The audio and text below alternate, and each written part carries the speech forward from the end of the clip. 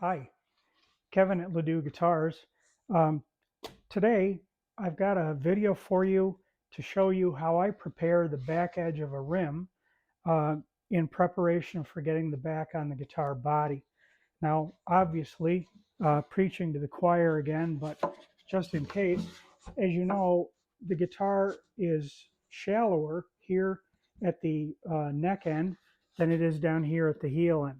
In this particular case, this is 3 5/8, and this is 4 1/8 down here. So that rim has to be tapered, but it's also got to be domed. Now, I know some builders calculate the curvature that will occur in that rim, and there's a lot of slick, exotic ways to do this process. And I'll probably catch all kinds of hell in the comments section, but um, what I want to show you is basically the way I learned to do this from William Cumpiano and John Nadelson's book, Guitar Making Tradition and Technology. Um, I've always used this technique because it works, and as a way of being pragmatic, I guess. If it ain't broken, don't fix it. So, going to change positions with the camera and show you how I begin and go through the process. When I shape my rims and get them bent and into the mold, the edges of those rims are parallel, and they are at least as deep as the deeper end of the guitar, if not just a little deeper. Depends on the rim set that I have, of course, and the guitar that I'm making. And so they are excessively tall over here at the heel block. And as I turn this, you can see that I have sculpted this down. And I just do that with a chisel. It's just a real down and dirty technique because I know that my rim is going to end up there at that heel. And at the same time, I have done the same thing over here at the tail block end, coming down flush with the tail block. Simple enough, just a chisel technique. Now, uh, it's easy to do because you're working downward on the grain of the rim, so splitting is not an issue. At least it shouldn't be. But if you work gingerly with your chisel, it'll go along real well every time. So my next step is to make up a long piece of paper like this. It needs to be heavy paper, oak tag or similar, and it needs to be at least the total length of your rim, one side of the rim, and it needs to be a dimension this way in width that is the same dimension or the same height from your mold to the top edge of your tail block, or a little bit taller. In this case, it's about 1/4 inch taller. And all I'm going to do is take that piece of paper, and with some clothespins, I'm going to go around the rim, keeping the paper down on the mold because that's a nice flat, straight section. And I'm going to just clamp that in with clothespins to keep it still. That's all I got to do. I'm just trying to hold it still.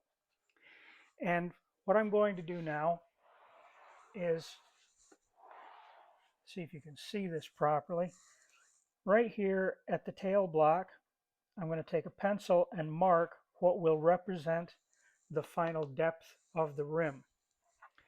And then I'm going to mark a visual center of the instrument right here, somewhere a little bit below the waist.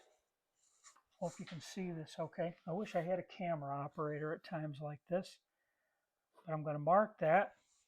And then I'm going to come over here, see if we can spin this around so that you can see. And at the heel block, I'm going to mark the center of the heel block, and I'm going to trace it so that I can refer to that in my next step. So now I've taken a straight edge and I've laid it on this strip of paper that I've marked, and I've aligned myself with maximum depth here, those two marks. And I'm just going to get a straight line. But that's not the end of this. This is just going to be a reference. And you're probably thinking, well, if you get a straight line, how do you accommodate for any doming in that back? And I'll tell you that this method is not perfect. You're not going to come up with a perfectly domed rim when you're all done with this. That's going to be left to another step. But it's going to get us right in the neighborhood. And it served me well for a long time. So now I have this straight line that runs from one end of this strip to the other. It represents the taper of the body, but not the dome, as I mentioned. So I just sat down one day and thought, well, can I come any closer? I mean, I know it's going to be taller here at that center, the visual center of the rim that I mentioned. And as it turns out, if you put a straight edge across a 25-foot radius dish and measure the maximum distance from the straight edge to the center of that dish, that drops just about 5/16 of an inch. So that's what I'm going to mark on there. And hope you can see all of this. My hands are in the way, but you know how to find 5/16 of an inch. I know you can do that. So there's that point. So now what I'm going to do, and hope you can see this adequately, I'm going to take my straight edge and line that up with my original marks on the end, showing my heel block and tail block depths. And I'm going to mark from that center point to those marks.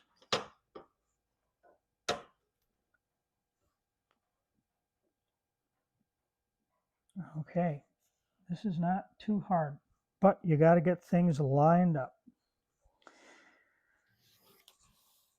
And there we go.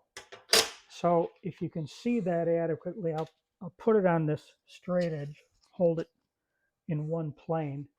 Maybe you can see now that that upper line actually forms a bit of a triangle. And that's just what I'm after. So now I'm going to cut that out with a knife, but I'm going to cut it out with a knife off camera because that's boring. Okay, I've got my strip cut and I have a high point right there. I'm going to take the narrower part, that part that was traced against my heel block. And again, we're just trying to hold it still, but it's important that it's right on the center of the heel block. And I'm going to go around here and just clamp this in. And it's just to hold it still, that's all, so that it doesn't move around, because we're going to trace it. And stay down on your mold. That's important. It's very important that you stay down on the mold. That's your reference for this upper line. So now it's really just a matter of tracing this. I hope you can see this okay. Anybody can do this part, of course. And there I go, around and around.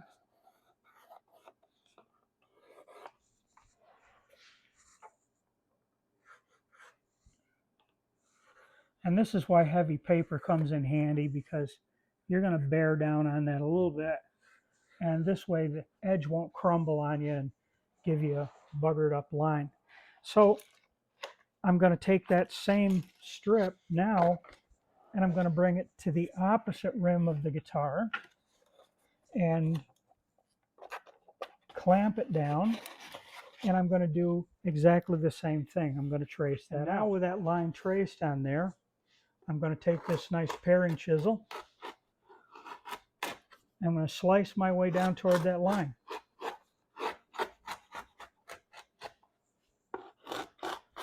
Now this looks a little scary, I'll admit, but you are predominantly working downward on the grain of your rim, so you should be all right. But if you're concerned about this, if you're afraid that you may split that rim, which we certainly don't want to happen, you could do this whole thing with a block plane. It's just that if you've got a ways to go, it's going to take a little time, but that doesn't matter. You're trying to build a guitar, you're not trying to run a race. So you can do this either way you care to.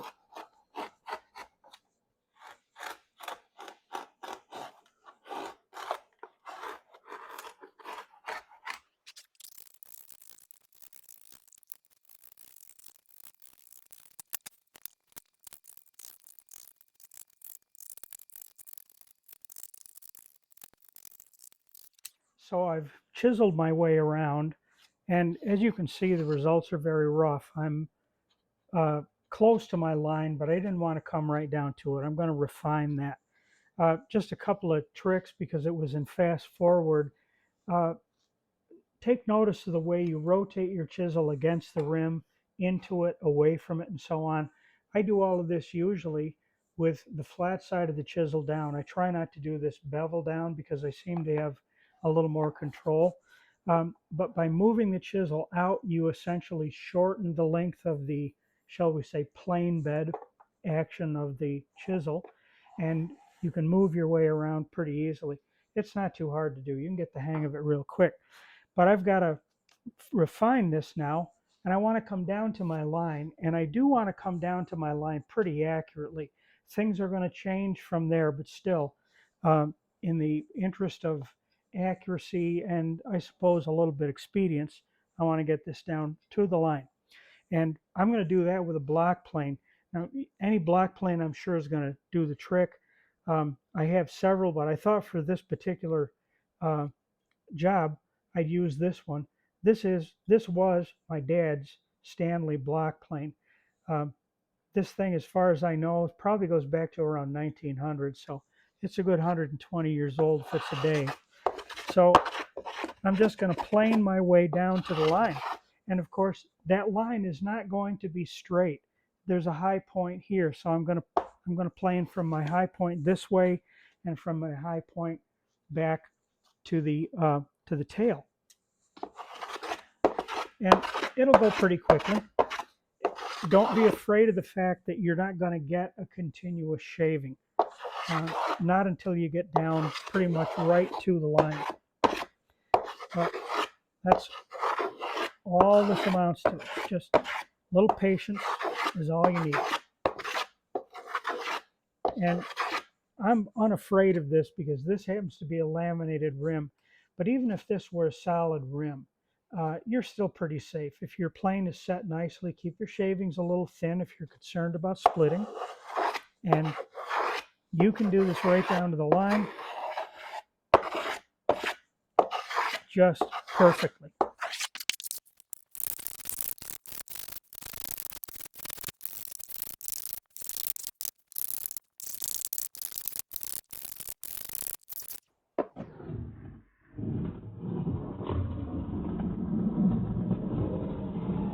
So here's my rim with the planing and chiseling and all of that stuff done. And there's the miserable pile of stuff that came out of the deal.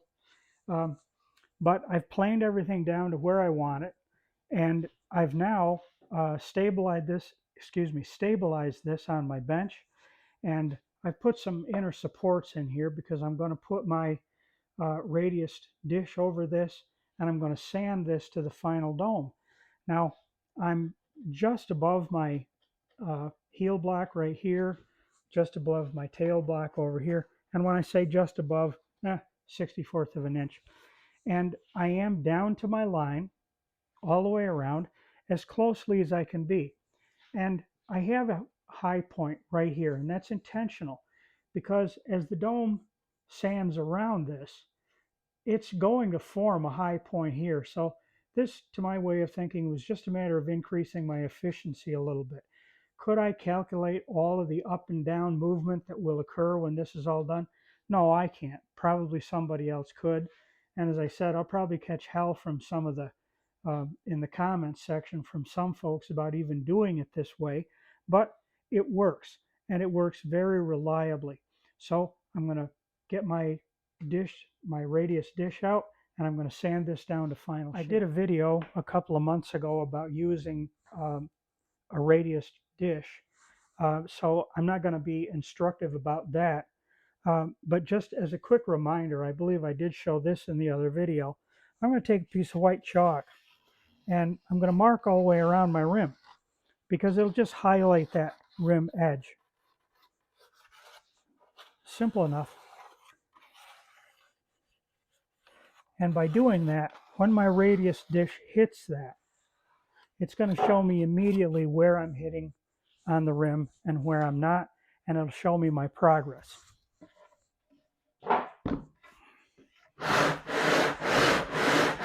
driving the bus.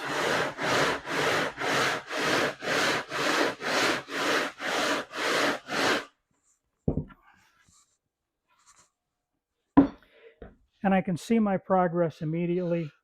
I've wiped off the chalk here, here, here, and here, which is to be expected. Now, I find that I can achieve wonderful symmetry if I just watch where the chalk is and where it isn't. I want to see that those two distances, for example, here and here on each side of the waist, I want those to be the same. I want the distances here on each side of the tail to be the same, and on each side of the heel. It really is not difficult at all, and you can get good symmetry, and you'll get a nice dome out of this.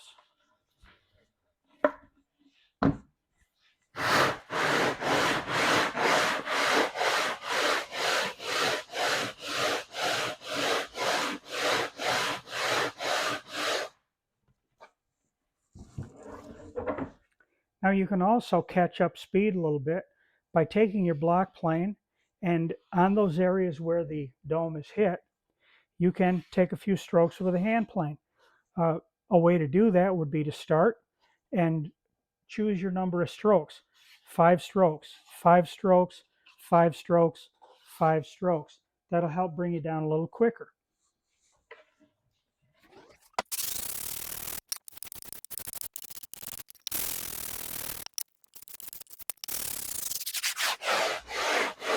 Okay, I'm done with this process, and this rim is now sanded every square inch all the way around, and it's nicely consistent. This has worked out very, very well.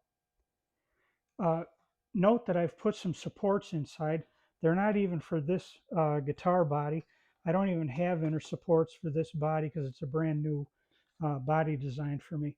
But I do use inner supports in here just to keep that rim from flopping and possibly breaking. That is a possibility, so guard against that. But that's all there is to it. So that rim is now domed at 25 feet.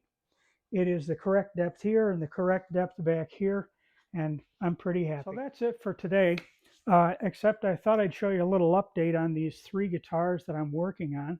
You may recall seeing them in a previous video. The one that I was just working on for the demonstration is the one with the very old hemlock top.